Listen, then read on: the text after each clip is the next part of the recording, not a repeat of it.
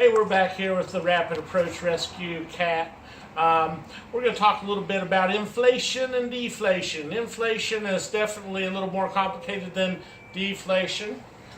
We have a standard with a leaf-filled valve. The top cover is just a dust cover.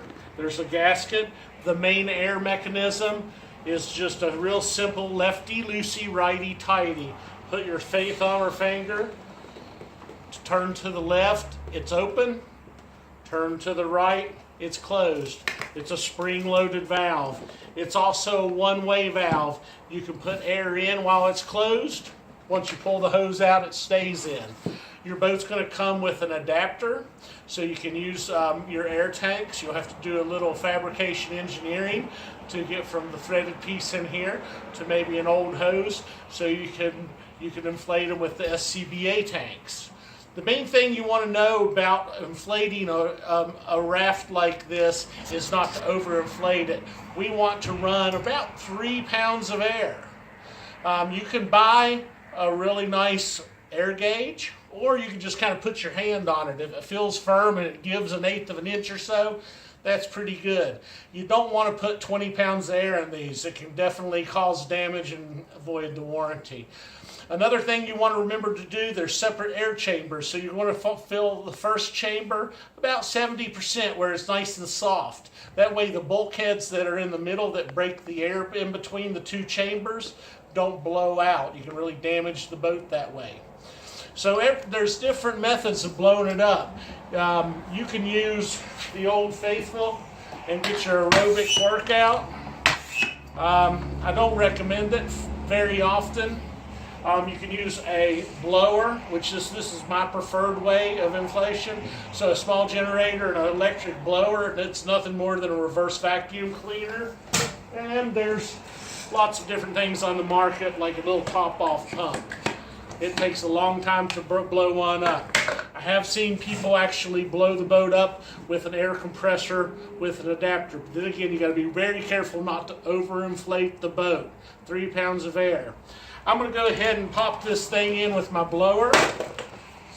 You see it's about a 3/4 inch rubber, so it seals itself. I don't need the adapter for this particular application. The valve's closed. It's going to get noisy in here, so watch this.